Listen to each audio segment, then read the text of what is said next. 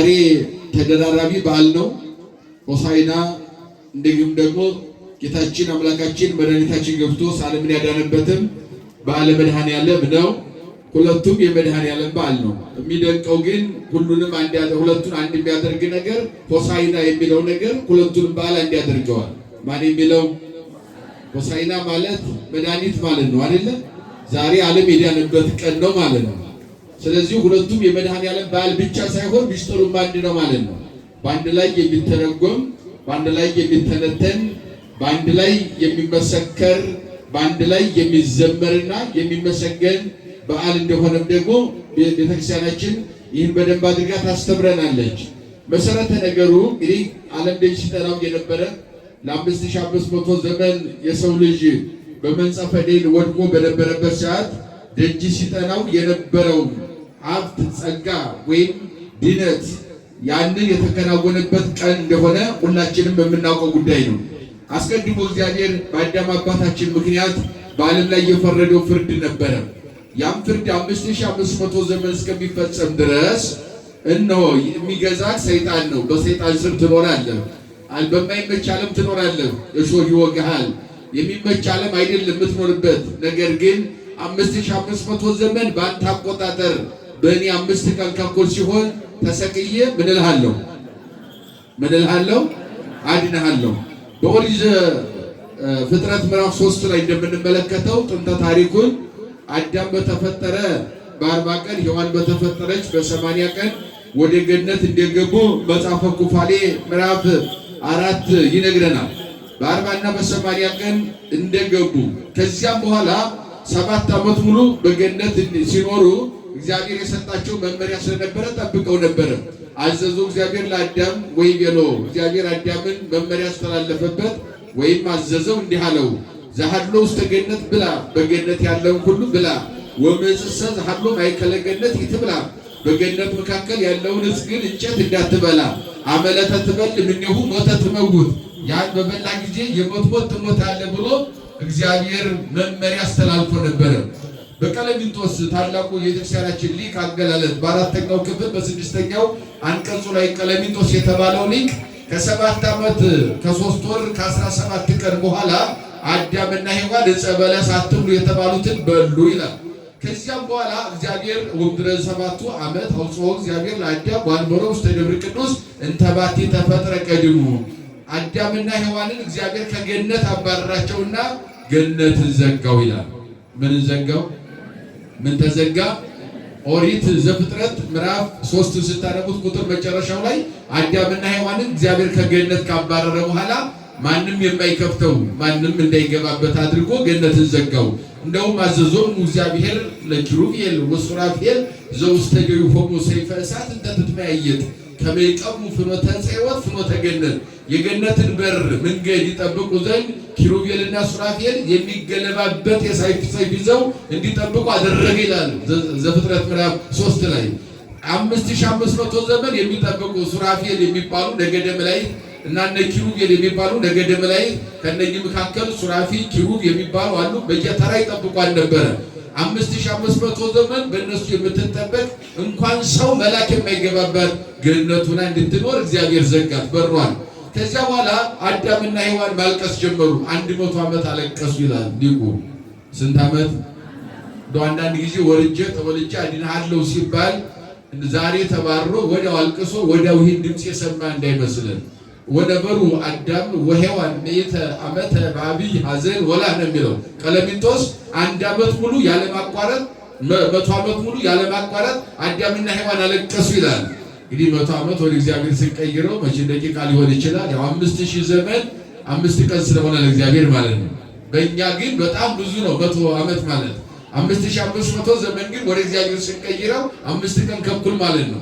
ምክንያቱም 1000 ዘመን 1 ቀን ነው ለእግዚአብሔር። ከቃሉ ጋር ናቸው።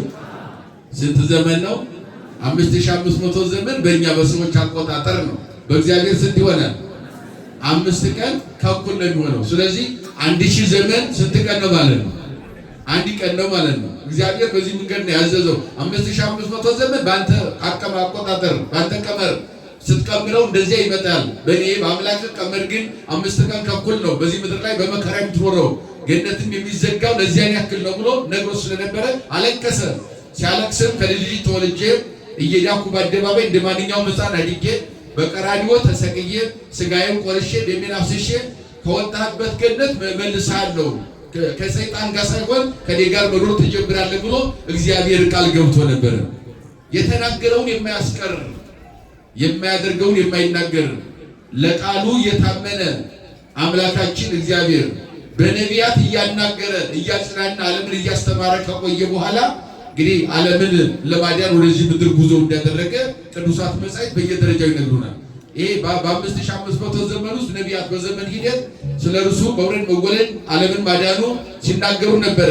የነቢያት ትምህርት በሶስት አይነት መንገድ አበው የብሉይ ኪዳን ሊቃውንት የነቢያትን ትምህርት በሶስት አይነት መንገድ ያስቀምጡታል። ብሉይ ኪዳን አንደኛው ተስፋ መስቀል የሚባል ትምህርት ነው። ምን የሚባል ትምህርት? ተስፋ መስቀል። ተስፋ መስቀል ማለት ይወርዳል፣ ይወለዳል፣ ይሰቀላል፣ ስጋው ይቆረሳል፣ ደሙ ይፈሳል፣ ዓለም ይድናል። ወድቀን አንቀርም፣ እንነሳለን። ተሰብረን አንቀርም፣ እንጠገናለን። ጨለማ ውስጥ ተጥለን አንቀርም፣ ወደሚያስደንቅ ብርሃን እንወጣለን። በጠባብ ውስጥ ስንኖር አንኖርም፣ ወደ ሰፊ እንመጣለን። በግራ ብቻ ወድቀን አንቀርም፣ ወደ ቀኝ እንመለሳለን የሚል የነቢያት ትንቢት በዘመን ሂደት ተስፋ መስቀል የሚባለው አምላክ ይወርዳል፣ ይወለዳል፣ ዓለም ይድናል የሚለው ተስፋ መስቀል በዚህ መንገድ ይተረጎማል። አንደኛው። ሁለተኛው የነቢያት ትምህርት አቤቱ ና ውረድ አድነን የሚለው መማፀን ልመና ማለት ነው። ምን ማለት ነው? ልመናን ሲያስተምሩ ኑሯል ነቢያት። ለምሳሌ ብርሃንህን ላክልን፣ ጽድቅህን ላክልን፣ እንዲሁም ቀኝ እጅህን ወደኛ ላክልን። እንደ ኢሳይያስም ደግሞ አሪወ ከሰማያተ ኦዙ አሪወ ከሰማያተ አቤቱ ሰማያትን ሰንጥቃቸውና ወደዚህ ምድር ውረድ፣ ሰማያትን ሰንጥቃቸውና ተራራዎችም ይንቀጥቀጡ። ወኮነ ጽድቅነ ከመ ጽድቀ ትክቶ እነሆ ጽድቃችን ሁሉ እንደ መርገም ጨርቅ ሆኗል። እኛ ጽድቅ ሰራን ብለን መስዋዕት ብናቀርብም በግዝረት ድነት እናገኛለን ብለን ብናደርገውም ጸሎት ብንጸልይም እንደ መርገም ጨርቅ ሆኗል የጽድቅ ስራችን። መርገም ጨርቅ ማለት በደም የተለወሰ ጨርቅ ማለት ነው። በደም የተለወሰ ጨርቅ አደባባይ ለብሰውት እንዲወጡ ለመውጣት እንደሚያስደፍር እንደሚያሳፍር ጽድቅ ብንሰራም ገነትን መክፈት አልቻለም። ጽድቃችን መስዋዕት ብናቀርብም መስዋዕታችን ገነትን አልከፈተም። ጧት ማታ ለጸሎት እንተጋለን፣ ጸሎታችን ግን ገነትን አልከፈተም። በከመይፎ ነፋስ ለጸበለ ምድር ከማሁ ሀፈሰለ ጌጋይነ እነሆ ምድርን የምድርን ትቢያ ነፋስ እየጠረገ እንደሚወስደው የእኛም ኃጢአት እንደዚያ እየጠረገን ነው። እስኪ በሉ እነሆ በሉ እስኪ የምድርን ትቢያ ነፋስ እየጠረገ እንደሚወስደው የእኛም ኃጢአታችን እንደዚያ እየጠረገን ነውና አቤቱ በሉ እስኪ ሰማያትን ሰንጥቀሃቸው ና። እግዚአብሔር በምሕረት ይጣልን። አያችሁ ኃጢአታችን እንደ ነፋስ እየጠረገን ነው። ነፋስ ያለ ምሕረት የምድር ትቢያ ይጠርገዋል፣ ገለባውን ይጠርገዋል፣ ወደ ያስፈለገው አቅጣጫ እየጠረገ ይወስደዋል። የእኛም ኃጢአታችን እንደዛ እየጠረገን ነው። ጽድቅ ብንሰራም ጽድቃችን እውነተኛ ጽድቅ ሊሆን አልቻለም። ለዚህ መፍትሄው አንተ ነህ ብለው እንደገናም ደግሞ በዳዊት እንደተነገረው ይሄ በኢሳይያስ 64 ላይ የተነገረ ነው። 65ም ላይ ተጽፏል።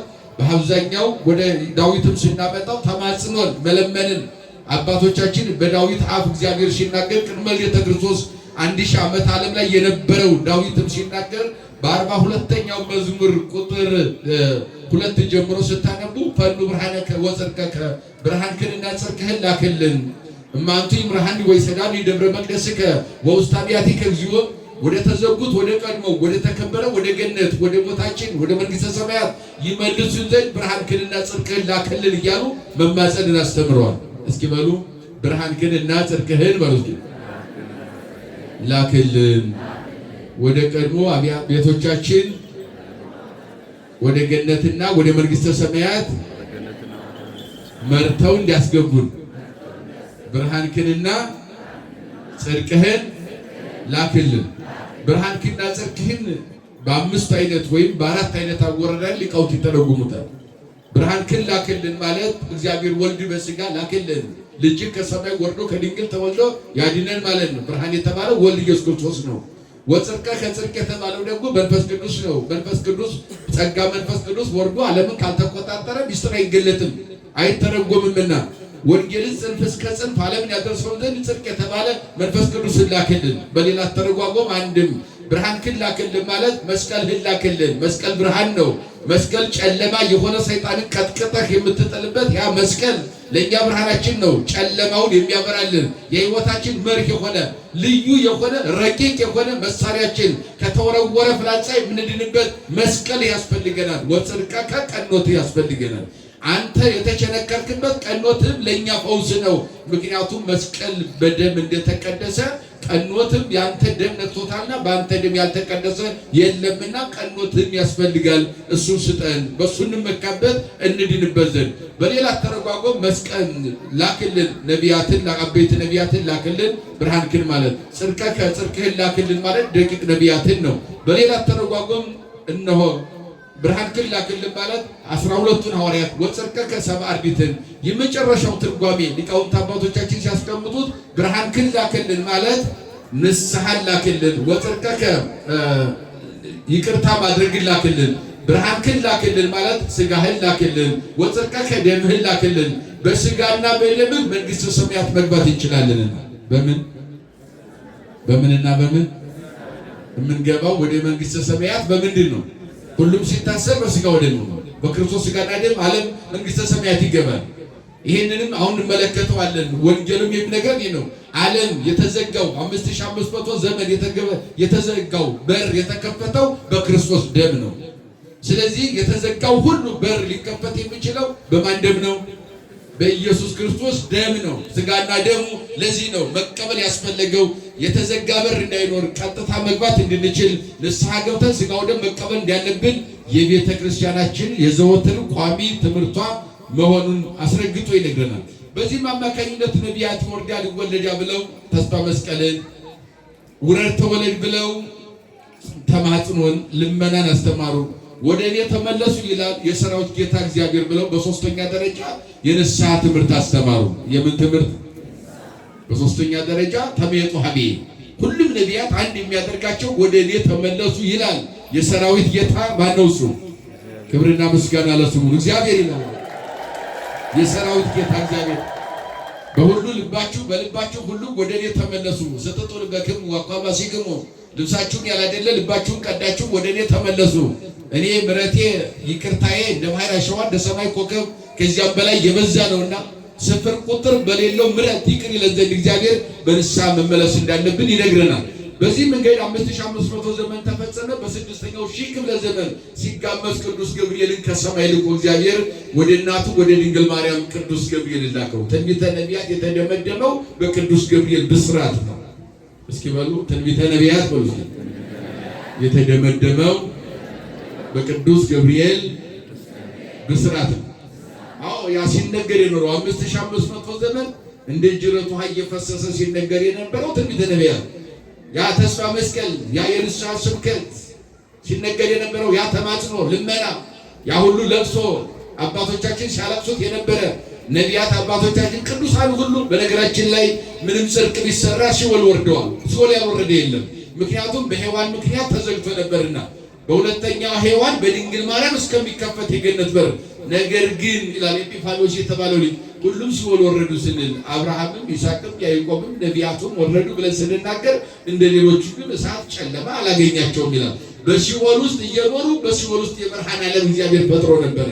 ምንድነው የሚለው ሊቁ ሲናገር ኤጲፋንዮስ የተባለው የቤተክርስቲያናችን ሊቅ ወኮነቶሙ እደ ምሕረቱ ለእግዚአብሔር ከመደብተራ ብርሃን በማእከለ ሲኦል ወይም በማእከለ እቶን፣ በሲኦል ውስጥ የእግዚአብሔር የምሕረት እጁ የብርሃን ድንኳን ሆናላቸው ይላል።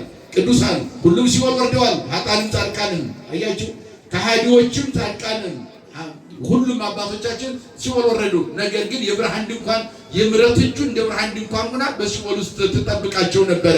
መከራ አላገኛቸውም፣ ጨለማም አላገኛቸውም፣ ስቃይ የለባቸውም ይላል። በዚህ መንገድ ጠበቀና እግዚአብሔር ቅዱስ ገብርኤልን ሂድ፣ ከሰማይ እግዚአብሔር ላከው። ሄድ ለእናቴ ንገራት። ማናት እናትህ አለው።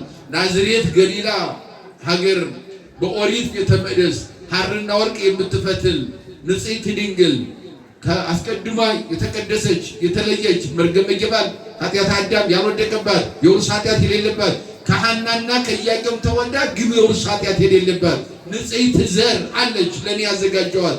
እሷ 15 ዓመቷ ነው። ናዝሬት ገሊላ ቤተ መቅደስ ሐርና ወርቅ እየፈተለች ታገኛታለህ። ሂድና ንገራት ከሷ ወለዳለሁ። ስትነግራትም ደግሞ እንደ ዘካርያስ እንዳታስደነግጣት። ዘካርያስን አስደነግጠኸው አፉ ድዳ ሆኗል። ኒቆዲሞስንም በምኩራብ አስደንግጠኸው ሃይማኖቱን ተጠራጥሯል። አሁን የምልክ ወደ እናቴ ነውና አሁን መጀመሪያ እንደሄድ ትጸንሻለሽ እንዳትላት። ከሴቶች ተለይተሽ ምን ያልሽ ነሽ?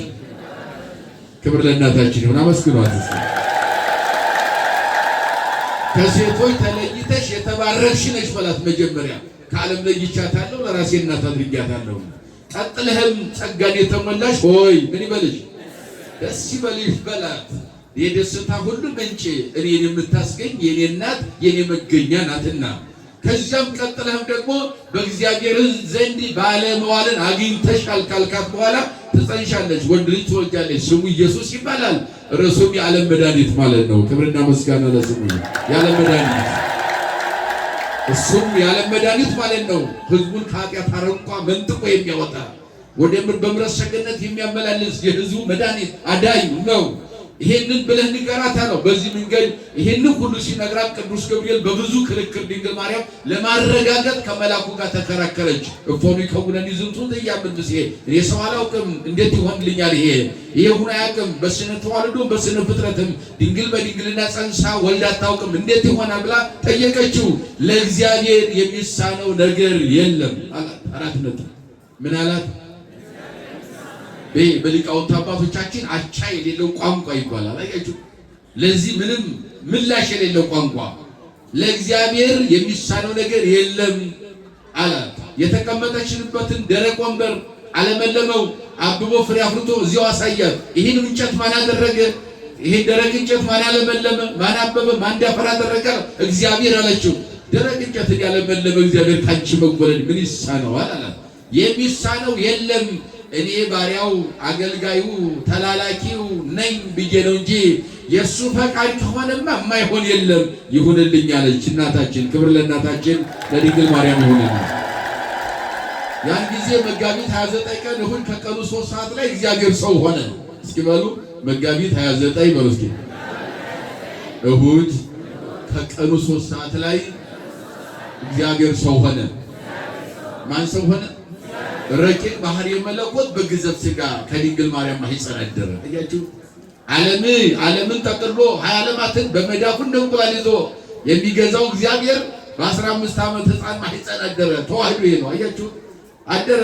ያ አስቀድሞ በሙሴ ሲነገር የነበረው በኦሪተ ሙሴ የተሰበከው አንበሳ ዘእምነገደ ይሁዳ፣ አንበሳ አሸናፊው አንበሳ ከይሁዳ ይገኛል ተብሎ የተነገረው ከዳዊት ዘር የሚወለደው አማናዊ ቃል አስቀድሞ ቃሉን በጽላት ጽፎ የነበረው በማኅፀነ ማርያም በድንግል ማርያም ማኅፀን ሰሌዳ ላይ ተጽፎ አምላካችን አደረ። ክብርና ምስጋና ለመድኃኔዓለም ይሁን። ከ9 ወር በኋላ ታኅሳስ 29 ቀን በቤተልሔም ተወለደ ንጉሳችን።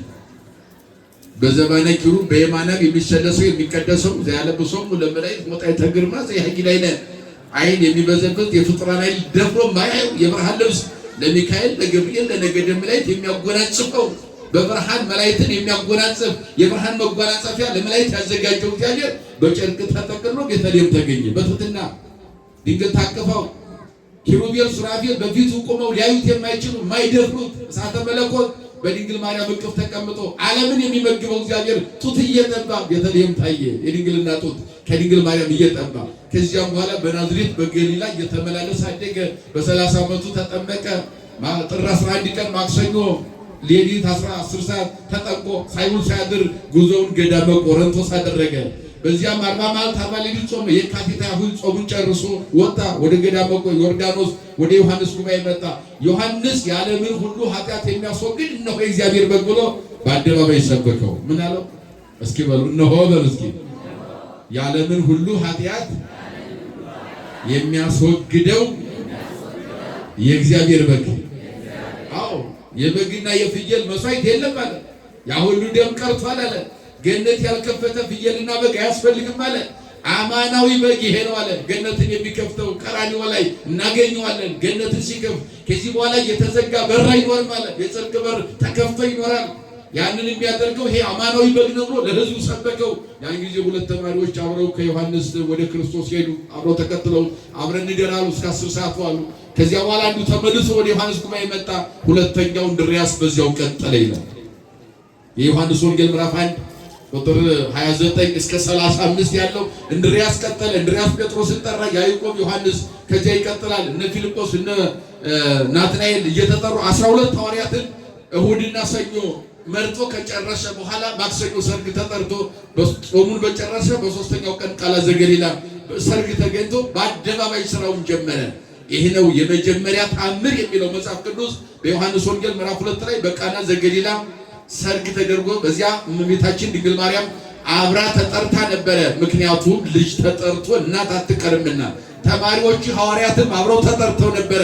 መምህር ተጠርቶ ደቀ መዛሙርት አይቀሩምና በሰርጉ ታድመዋል። የድንግል ማርያም ድንቅ ሥራ፣ አማላጅነቷ፣ እናትነቷ፣ ጣዕሟ፣ ክብሯ በልጆቿ መካከል በአደባባይ ተገለጠ።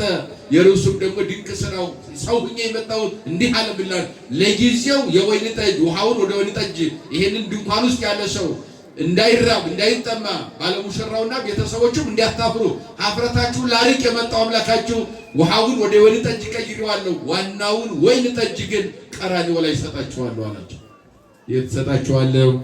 ክብርና ምስጋና ለስሙ። የቀራንዮ ወይ ይቀደም። ለዚህ ነው አዲ በጻ ጊዜ ያለ ለእናቱ ጊዜ ያልደረሰም አለ። ምክንያቱም ውሃውን አይደለም ይሄማ አደረገው። እሷም ያላችሁን አድርጉ አለች። ቀጠለ። እሱም አዘዛቸው። ውሃ ቅዱና ሙሉበት ጋን አለ። 6ቱን ጋን ሞሉበት። በ6000 ክፍለ ዘመን የነበረው ባዶ ሕይወት ነው። 6 ጋን የተባለው 6000 ክፍለ ዘመን ነው። በእኛ በቤተክርስቲያን ሊቃውንት አባቶቻችን ሲመሰጠር ሲተረጎም 6600 ዘመን 6 ጋን ተብሏል። ከዚያ በፊት የነበረው ያለቀው ወይን ጠጅ በገነት አዳም የኖረው መልካሙ ዘመን 7 ዓመት ነው። 6600 ዘመን 6000 ጋን የተባለው 6000 ክፍለ ዘመን ነው። በዚያ ተሞልቶ የነበረው አብርሃም ነው። አማላጅ ነው ለብሉይ ኪዳን የቀረበው። ከዚያ በኋላ የሚላችሁን አድርጉ ብሎ አብርሃም ለልጆቹ ለነቢያት አዘዘ። ነቢያት ትንቢት የተባለው ውሃ እየቀዱ ኖሩ ነው የሚለው ምድቁ ሳዊሮስ ዘስሙናይን የተባለ ሊቅ ነቢያት አብርሃም ምን አላቸው? የሚላችሁን አድርጉ አላቸው። ነቢያት ልጆቹን ነቢያት የአብርሃም ልጆች ስለሆኑ እነሱም ደግሞ ውሃ ቅዱ አላቸው። ውሃ የተባለው ትንቢተ ነቢያት ነው። ውሃ ቀጂዎቹ ነቢያት ናቸው። ጋን የተባለው 6000 ዘመን ነው። ከዚያ ወደ ወይን ጠጅ ተቀየረ ማለት ነቢያት የተናገሩት ይወርዳል ይወለዳል ብለው የተናገሩት ያ ውሃ ሁሉ አልቀረም።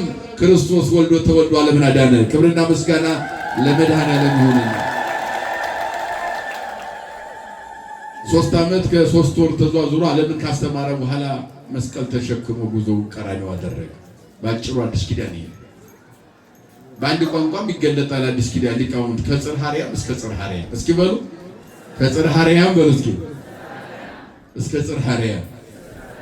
አዲስ ኪዳን ሲጠቀለል ከጽርሐ አርያም እስከ ጽርሐ አርያም። ከሰማይ ወረደ ወደ ሰማይ ወጣ ነው ስራውን ሰርቶ በቃ ባጭሩ ማለት ነው። ዘርዘር ስናደርገው ደግሞ አሁን በነቢያት 5500 ዘመን በኋላ በዚህ ምድር ላይ እንደገና የኖረውን 33 ዓመት ከ3 ወር የኖረውን ኑሮ ነው። ከዚያ በኋላ በጸሎት ሐሙስ ሥርዓተ ጸሎትን በደንብ ሲያስተምራቸው ከቆየ በኋላ ስለ ጸሎት ሌሊቱን ሁሉ የአዲስ ኪዳኑን ሥራ ሰራ። ሥጋና ደሙ ነገ ቀራንዮ ይሰጠው ብሎ ድነትን እነ መልከ ጼዴቅ በምሳሌ የፈጸሙትን ወይንና ስርናይ እርሱ በአደባባይ ለሐዋርያት የሐዲስ ኪዳኑን ሥራ ሰራ። የብሉይ ኪዳን መስዋዕት አሳልፎ የሐዲስ ኪዳንን መስዋዕቱን ራሱን አድርጎ አዘጋጀ። ከሰጣቸው በኋላ ሌሊቱን ሐሙስ ለዓርብ ሲጸልይ ያደረ።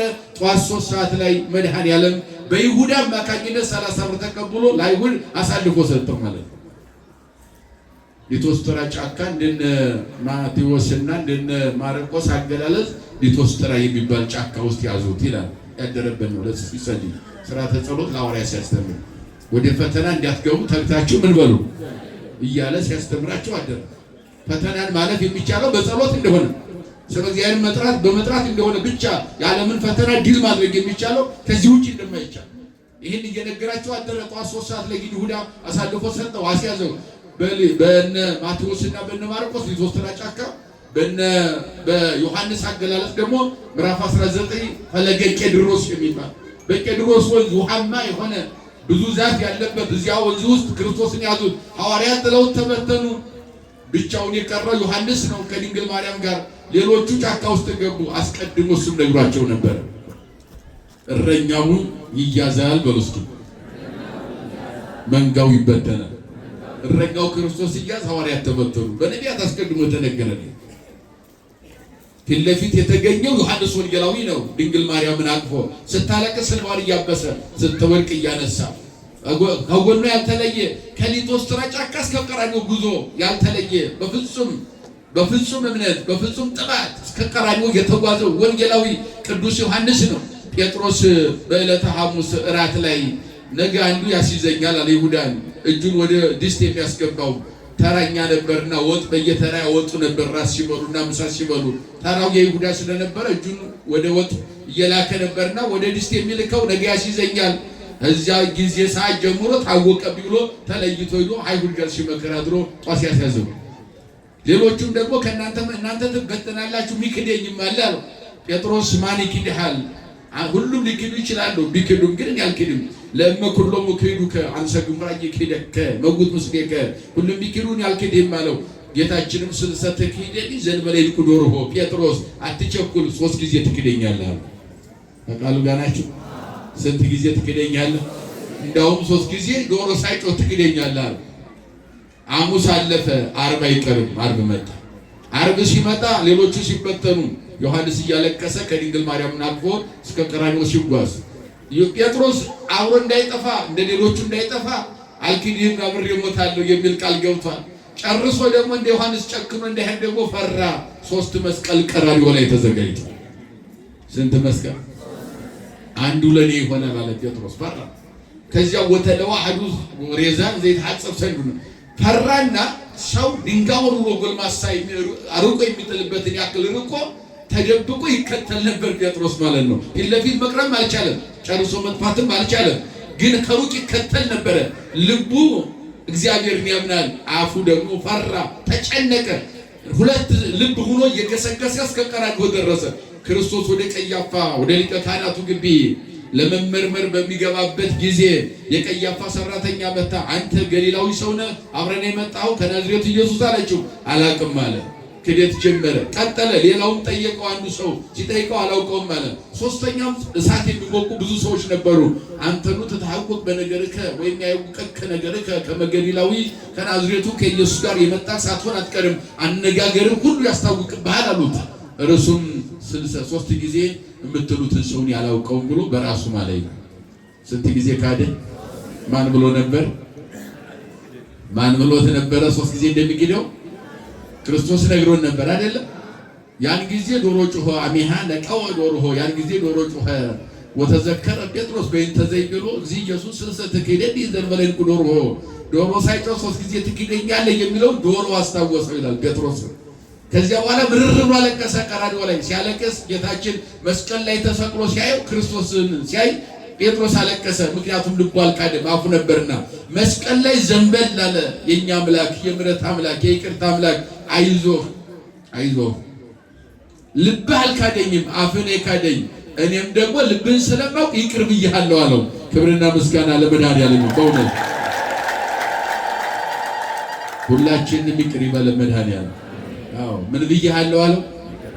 የካደኝ አፍህ ነው እንጂ ምን አልካደኝም፣ ልብህ አልካደኝም። ፈርተህ ነው። ግድ የለም በኋላ ትክሰኛለህ። የምትክሰኝ ጊዜ አለ። ዛሬ ቀራንዮ ክደኸኛል፣ ፈርተህ ባፍህ ክደኸኛል። ሮም ላይ ግን መስቀሉን ለምነህ ቁልቁል ትሰቀልበታለህ። ለምነህ ወደ አንተ መጥቶ ሳይሆን አንተ ወደ መስቀል ሄደህ ትሰቀላለህ። የምትክስበት ጊዜ አለ። አይዞህ አለውና አጽናናው ጴጥሮስን ይላል። ጴጥሮስም ተጽናና። ከዚያም በኋላ ጌታችን ነስብ ወለዚ ኢየሱስ ሊቶስትራ ከሊቶስትራ ጫካ ወይም ፈለገ ቄድሮስ ያዙትና ጌታችን አይሁድ ወሰድጎ ብሔረ ዘስሙ ቀራንዮ ወልጎታ ወይም ቀራንዮ ወደሚባል ቦታ ወሰዱት አይሁድ። ወበህየ ሰቀልዎ ለዚ ኢየሱስ ማእከለ ፈያት በዚያም በሁለት ሽታ መካከል ሰቀሉት። ሐደም ለፌ ወሐደም ለፌ ሉቃስ 23 ስታነቡት 39 እስከ 44 ያለውን አንዱን በግራ አንዱን በቀኝ አድርገው በሁለት ሽፍታ መካከል ኢየሱስ ክርስቶስን ሰቀሉት ይላል። በመካከል ሰቀሉት። እዚህ ላይ ነው እንግዲህ ክርስቶስ ተሰቅሎ በነበረበት ጊዜ ጩኸት በረታ ይላል። አዎ ምን በዚያ ሰዓት ምን ያልጮሃለ፣ በዚያ ሰዓት ምን ያልተጨነቃለ፣ በዚያ ሰዓት ምን ያልተሰቃያለ። ሰማይ ተሰቃየ፣ ምድርም ተሰቃየ፣ ፍጥረት ተሰቃየ፣ ያልተሰቃየ የለም። ዓርብ እንዲሁ እንደቀላል እናስታውሰዋለን። 27 እንደው በቀላሉ የመድኃኔዓለም በዓል ስናከብር በቀላሉ የሚታይ አይደለም። ሰማይና ምድር የተጨነቀበት ቀን ነው። እውነቱን ለመናገር ከጭንቀቱ ብዛት የተነሳ ጠፈር እኮ ከዋክብትን እያወረደ እንደ ቅጠል ያረግፋቸው ነበረ። ዝናብ የሚያወርድ ጠፈር ኮከብ ሲያወርድ አስቡ፣ ተመልከቱ። መሬት ላይ እንደ ቅጠል ረግፎ ነበረ ከጠፈር ጭንቀት የተነሳ አስቡ። ፀሐይ ከጭንቀቷ የተነሳ ወደ ጨለማ ቀየረች። በ6 ሰዓት ቀን ላይ ወደ ጨለማ ራሷን ቀይራለች። ጨረቃም ደግሞ ከጭንቀቷ የተነሳ ወደ ደም ተቀየረች። ደም ታነባ ነበር። ያልተጨነቀ የለም። በምድር ላይ ስንመለከተው 5 ጩኸት ሆነ ይላል ሊቁ አትናቴዎስ የተባለው ሊቅ። ስንት ጩኸት? እስኪ ወደ መጻሕፍተ ሊቃውንት እንምጣና ሊቁ አትናቴዎስ በሃይማኖት አበው ምን አለ? 5 አይነት ጩኸት ይስተጋባ ነበር ቀራንዮ ላይ። የሁሉ ፍጥረት ሲጨነቅ 5 አይነት ጩኸት ግን ነበረ፣ ይስተጋባ ነበር። አንደኛው ጩኸት የአይሁድና የሊቃነ ካህናቱ ጩኸት ነው አለ። ስንት አይነት ጩኸት አልኳችሁ? 5 ጩኸት። እነሱ ነግሬያችሁ ትምህርታችን እናጠናቅቃለን። ስንት አይነት ጩኸት? 5 አይነት ጩኸት ይስተጋባ ነበር ቀራንዮ። አንደኛው የአይሁድና የሊቃነ ካህናት ወሀየለ ቃሎሙ ለሕዝብ ወለሊቃነ ካህናት። የሊቃነ ካህናቱና የሕዝቡ ድምፅ በረታ፣ ጩኸት በረታ። ምን ይል ነበረ? እንዘ ይብሉ ስቅሎ ስቅሎ። ምን እያሉ? ስቀለው ስቀለው የሚል ከንቱ ጩኸት። አያችሁ፣ የማይረባት ጩኸት፣ የክፋት ጩኸት ነበረ። የእነኝህ ጩኸት ነው። አንደኛው ጩኸት የክፋት ጩኸት። ሁለተኛው ጩኸት ደግሞ በግራ የተሰቀለ ወንበዴ ሽፍታ ንስሐ መግባት ሲገባው ለእማንተኑ ወልደ እግዚአብሔር ረድስኩ መስቀልከ ንዋይ ወንመንብከ፣ አንተ እግዚአብሔር የእግዚአብሔር ልጅ ከሆንክ እስኪ ከመስቀሉ ውረድ፣ ራስህን አድን፣ እኛንም አድነንና እንመንብህ የሚል ከንቱ ጩኸት ይጮህ ነበረ። ሌላው ሶስተኛው ጩኸት የፈያታዊ ዘይማን በቀኝ የተሸቀለው ሽፍታ ነው። ወአሐዘ ይጸርፎ፣ ያንኛውን ይነቅፈው ጀመረ፣ ይገስጸው ጀመረ። እንዘ ይብልም የተፈራውን ለእግዚአብሔር አምላክከ፣ አምላክ እግዚአብሔርን አትፈራው ምን እያለ ያኛውን ይቃወም ነበር። የተቃውሞ ጩኸት፣ መልካም ጩኸት ይሄኛው ሰው ያመነጭ ነበር። ከአይሁድና ከዚህ ከፈያታዊ ዘጸጋም የተለየ ጩኸት። ይህ የተሰቀለው ያለ መድኃኒት ነው። እስኪ በሉ ይህ በሉ እስኪ የተሰቀለው ያለ መድኃኒት ነው። አንተና እኔ ግን በሉ እስኪ ኃጢአተኞች ሆነን በድለን ቀምተን አታለን ነው ንስሐ መግባት ይገባናል። በሉ እስኪ ንስሐ መግባት ይገባናል። አምላክ እግዚአብሔርን ልትፈራው ይገባል። አያችሁ፣ ይሄን የሚጮኸው ያኛው ሽፍታ ነው። አትፈራውም ምን አምላክ? እኛ እኮ እንደ ስራችን ሲያንሰን ነው መሰቀል። ቀምተናል፣ አጭበርብረናል፣ ደም አፍሰናል። ምን ያላደረግነው ነገር አለ?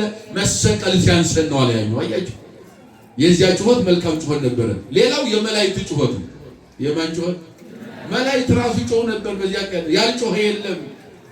አራተኛው የመላእክት ጩኸት ነው ይላል ሊቁ። ምን ብለው ጮሁ መላእክት ደግሞ? መጹ መላእክት እምሰማይ ሀበ ኢየሱስ ተቀራንዮ። መቀስ መስቀል ላይ ወዳለ ወደ ክርስቶስ ከሰማይ መላእክት ወደ ክርስቶስ መጡና ምን አሉ መሰላችሁ? ህዲገነ አምላክነ ናውእያ ወናብጥላ ለዛቲ ዓለም በከቆይን ሀቅን መለሰሉም ወገመራ። አምላካችን መስቀል ላይ ያለው የኛ አምላክ ወይ መላእክት ናቸው፣ ፍቀድልን ሰዶምና ገሞራ ማታ ገብተን ጧት ሰዶም፣ ገሞራ፣ ስማዮን፣ ሱዳማ የሚባሉ 5 ሀገሮችን ወደ አመድ ቀይረናቸው አድረናል አለ። ያንን ያቃጠል ያጠፋን እኛ መላእክት እያለን አምላካችን እንዴት አንተ ተሰቀል ስለይ ዝም እንላለን? አንተ ብቻ ፍቀድልን እናጥፋው ዓለም ነው። በቃሉ ጋር ናቸው። የመላእክት ጩኸት ብሎታል። ዓለም እናጥፋ የመላእክት ጩኸት ነው። ከመስቀሉ ረድና ራስን አድኛን ማዲን የፈያታዊ ዘጸጋም ጩኸት ነው። ስቀለው ስቀለው የሊቃነ ካህናቱና የአይሁድ ጩኸት ነው። ይሄ የተሰቀለው አምላኬ ነው አትፈራው ምን የፈያታዊ ዘጸጋም ዘይማን ጩኸት ነው። ይሄ ሁሉ ጩኸት ይስተጋባ ነበር። ያን ጊዜ መላእክት ዓለምን እናጥፋ፣ ለአንተ ያልሆነች ዓለም ለማን ትሆናለች? እናጥፋት ፍቀድልን አሉ መላእክት። ያን ጊዜ ጌታችን ምን አለ መሰላችሁ? ህዲጉ መላእክቴ ወይ ተተሙ መላእክቶቼ ወይ ተረጋጉ፣ ተው አትቆጡ። ምክንያቱም ባለ ምሕረቴ ወትዕግስቴ ይሰፍን ሁሉ አለ። የኛ አምላክ ምሕረቴና ትዕግስቴ ዓለምን ይመራዋልና። እስኪ በሉ መላእክቶቼ ሆይ በሉ እስኪ አትቆጡ፣ ተረጋጉ ምሕረቴና ትዕግስቴ በሉ እስኪ ዓለምን ሁሉ ይመራል፣ ያስተዳድራል፣ ይመግባልና። አመስግኑት። ክብርና ምስጋና ለስሙ። አያችሁ አሁን ይሄ አምስተኛው ጩኸት የማን ነው? የመድኃኒዓለም ጩኸት ነው። አያችሁ ሁሉም ጩኸት አይጠቅምም። ጩኸቱ የሚጠቅመው የመድኃኒዓለም ጩኸት ነው። ምን ብሎ ጮኸ? መላእክትን ተረጋጉ፣ ዓለምን አታጥፉ፣ ዓለምን ላድን መጥቼ እንዴት ዓለም ይጠፋል? እኔ ካልተሰቀልኩ እኔ ካልሞትኩ ደግሞ ዓለም አይድንም አለ። ወድጄ ፈቅጄ የመጣሁበት ጉዳይ ነው አለ። አያችሁ ጉዳይ ነው የመጣሁበት ጉዳይ ልፈጽም ነው የመጣው። ተረጋጉ፣ ዓለምን አታጥፉ፣ ምሕረቴ ትዕግስቴ ዓለምን ይመራል እንጂ ለማጥፋትማ እኔ እንደ ጨርቅ ጠቅልዬ በሰከንድ ያጠፋዋለሁ ዓለምን አለ። አያችሁ አሁን እኔ የፈጠርኩት ነው የፈጠርኩትን ዓለም ያጠብከውን ጨርቅ አስተን መልሰን ጠቅልለን እንደምታስገባው የተጠቀለለን ጨርቅ አውጥተን አጥበን አስተን መልሰን እንደምንጠቀልለው ሳጥን አውጥተን መልሰን ወደ ሳጥን የማስገባት ስልጣን እንዳለን አንጥቶ የዘረጋውን ዓለም ጠቅልሎ የመውሰድ ስልጣን አለው። ማን? ክብርና ምስጋና ለስሙ መድኃኒዓለም አለው። ግን የይቅርታ አምላክ ነውና ተዋቸው፣ አትንኳቸው፣ ተረጋጉ፣ አትቆጡ አላቸው መላእክትን። ምሕረቴና ትዕግስቴ ዓለምን ይመራል። እንደውም ይህንን ያልሰማ ሌላ የተቆጣ መልአክ ሰይፍ መጥቶ ወረወረ ይላል። አያችሁ ሌላ ወፃ መልአክ የማይከለክሉ መላእክት ከሌሎቹ መላእክት መካከል አንዱ መልአክ ተቆጥቶ ሰይፍ ወረወረ። ከሚያጥፉም ላላውያን ቀራንዮ ያሉትን በሙሉ ያጠፋቸው መልአክ ሰይፍ ወረወረ ይላል። ወሶበ ከለአቶ ምሕረቱ ለክርስቶስ ያንን የተወረወረ ሰይፍ ደግሞ የክርስቶስ ምሕረቱ ከለከለውና ተመይጠውቱ ሰይፍ ወዘበጦ ለምንጦ ላይ ተምኩራብ ወረሰዮ ለክልየ ክፍል ላይ ልስቀታይቱ ወደ ሰው የተወረወረውን ወደ ማዳራሽ መጋረጃ ወረወረ። መድኃኒዓለም ሄዶ ሰዎችን ሳይሆን ያጠፋው የአዳራሹ መጋረጃ ከሁለት ሰነጠቀውና ወደ ምድር ገባ። አያችሁ መልካሙ ጩኸት የመድኃኒዓለም ጩኸት፣ ለሁሉ የሚበጅ ጩኸት የመድኃኒዓለም ጩኸት። ከዚያ በኋላ ፈያታዊ ዘየማን ይህን ሁሉ ነገር ሲያይ ምን አለመሰላችሁ? ተዘከረኒ ይዞ አመት መጽሐፍ መንግስትከ ይህንን ሲመሰክር እንደውም የልብ ዓይኑ ተገለጠለት ይላል። የሁላችን ዓይን ይገለጠለት። አዎ ምኑ ተገለጠለት? የልብ ዓይን ውስጣዊ ዓይኑ ተገለጠ ይላል። ያኛውን አምላካችን የተሰቀለው ይሄ እኮ መድኃኒት ነው። አንተንም እኔንም ዓለምን ለማዳን የመጣ ነው። በአንተ አፍ ሊሰደብ ግራ አይገባውም። ልትናገረው አትችልም። አንተና እኔ ብንሰቀል እንደ ኃጢአታችን ነው ብሎ መልካሙን ነገር ከልቡ ሲያመነጭ የሽፍታ ወንበዴው ቀማኛው አያችሁ መልካም ነገር ስላመነጨ የሥጋ ዓይኑ ሳይሆን የልብ ዓይኑ እግዚአብሔር ገለጠለት ይላል። ወንዘ ከመዝ ይብል ተፈታይንቲሁ ላልኩ አትናቴዎስ ይቺን ስላመነጨ ሐሳቡ ስለአውጡ ስለተናገረ ፈያታዊ ዘየማን የውስጥ ዓይኑ ተገለጠና ሰማይን ሰንጥቆ ሥላሴን ተመለከተ ይላል። ጎኑ መድኃኒዓለም ተሰቅሏል፣ በአብ ቀኝ ደግሞ በሰማይ ተቀምጦ ዓለምን ይመራል። እዚህ መስቀል ላይ የተሰቀለው መድኃኒዓለም ከአብና ከመንፈስ ቅዱስ ጋር በአንድነት በሦስትነቱ በሰማይ ነግሶ በዙፋኑ በብርሃን ዙፋን ላይ ተቀምጦ ተገለጠለት ይላል። ያንን እየተመለከተ ደግሞም ዓይኖችን ዋታታይንቲሁ ታሕተ መስቀል ወደ መስቀሉ ዝቅ ብሎ ሲመለከት ደግሞ ሪሆሙ ለመላእክት ድኑናነ ወድንዱፃነ ዲበ ወደ መስቀል ቅዱስ ወስጉድ መስቀሉ ስር ደግሞ መላእክት እንደ ቅጠል ረግፈው ቅዱስ ቅዱስ ቅዱስ ይላሉ። መስቀል ስር መላእክት ረግፈው ያመሰግኑታል። ወደ ሰማይ ሲመለከት ደግሞ በልልና በብርሃን ዙፋን ተቀምጦ ዓለምን ይመራል። ማን? የኛ አምላክ። ክብርና ምስጋና ለስሙ መድኃኒዓለም። ይሄንን ካየ በኋላ ምን አለ? አቤቱ በመንግስት አስበኝ። መጨረሻ ምን አለ? ሁላችሁም በሉ እስኪ የማይናገር አይኑር። አቤቱ በሉ እስኪ በመንግስት አስበኝ።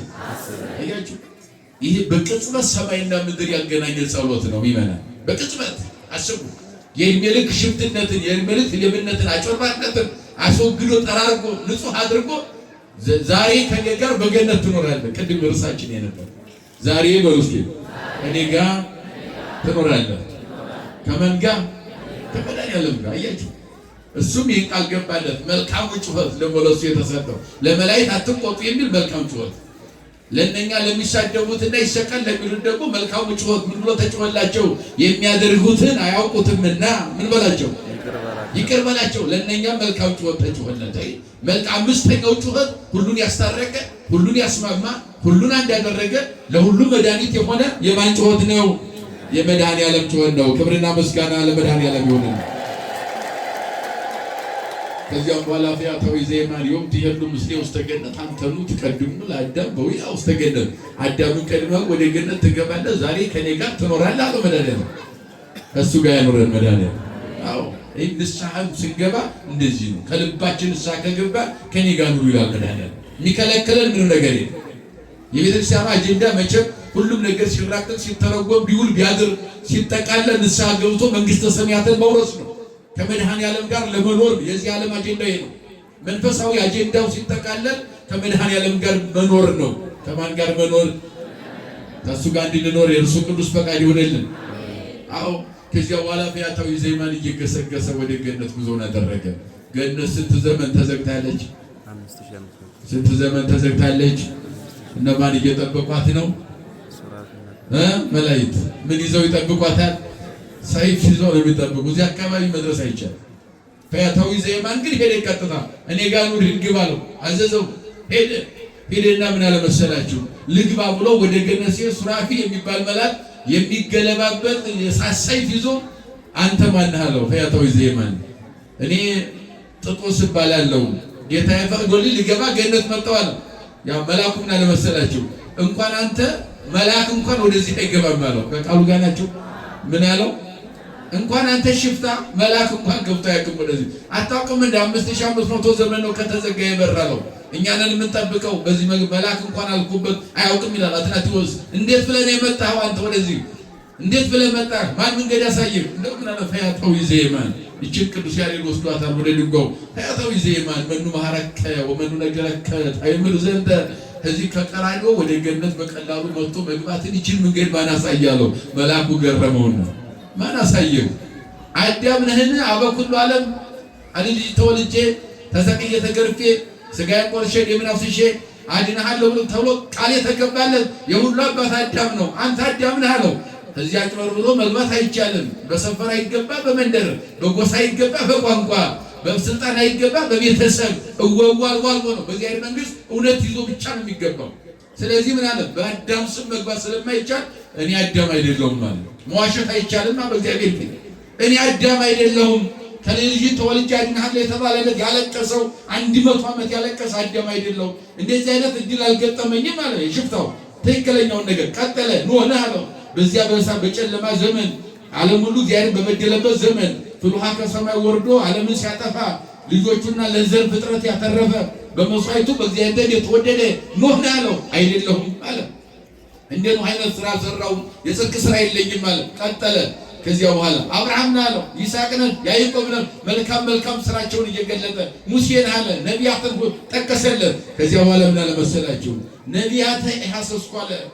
ነቢያት ወርዳ ሊወለድ ያለው ትንቢት ተናገሩ፣ ስራ አይቆጠሩ፣ አልተማርኩም አልተቀበልኳቸውም ማለት ሽፍታው።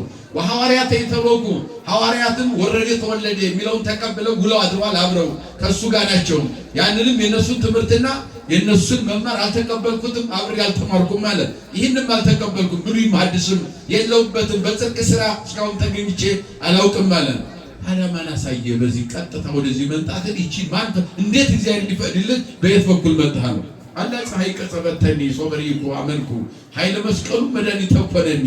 ሰማይና ምድር ሲጨነቅ ሁሉም ተጨንቆ በነበረበት ሰዓት ዓለም ቀውጢ ሲሆን ፍጥረት ሁሉ እንደ ቅጠል ሲረግፍ በሰማይ ያለው ወደ ምድር በምድር ያለው መሄጃ ጠፍቶት መቃብራት እየተከፈቱ ሙታንን እያስነሱ በራሳቸው እየተከፈቱ ሙታንን ሲያስነሱ አይባን ሲፈተቱ መላእክት መጥተው ወደሱ ሲጮሁ ፍጥረት በሙሉ ሲጮህ ከዚህ በላይ ምን መምር ያስፈልገኛል? ፀሐይ ወደ ጨለማ ስትቀየር ከዋክብት እንደ ቅጠል ሲረግፉ መላእክት እንደ ቅጠል መስቀል ሲረግፈው ቅዱስ ቅዱስ ሲሉ አየሁ። ከዚህ በላይ ምን ሰባኪ ምን መምር ያስፈልገኛል? አቤቱ በመንግስት አስበኝ አልኩኝ። ስላመንኩበት ወደ እሱ ጮኩኝ። እርሱም ደግሞ በምሕረት ተቀበለኝና ዛሬ ከኔ ጋር ትኖራለህ ትሆናለህ፣ ወደ ገነት ሂድ ግባ አዳምን ቀድመህ ብሎ ጌታዬ ፈቅዶልኝ መጥቻለሁ ብሎ ደመ ማኅተሙን ሲያሳየው የክርስቶስን ደም መቃወም የሚችል የመላክ ሰይፍ የለምና ከፈተለትና ገባ ይላል። ክብር ለመድኃኒዓለም። ዛሬ ከኔ ጋር ምን ትላለህ? ከመድኃኒዓለም ጋር እንድንኖር የአምላካችን ቅዱስ ፈቃድ ይሆንልን። የመከረን የገሰጸን ያስተማረን የሰራዊት ጌታ እግዚአብሔር አምላካችን ከፀሐይ መውጫ እስከ ፀሐይ መግቢያ በፍጥረታት ሁሉ አንደበት ስሙ የተመሰገነ ይሁን። የእመቤታችን የንጽሕተ ንጹሐን የቅድስተ ቅዱሳን የድንግል ማርያም አማላጅነት የቅዱሳን አባቶቻችን ጸሎት አይለየን። የብፁዕ አባታችን ቡራኬ ይደርብን። ይቆየን።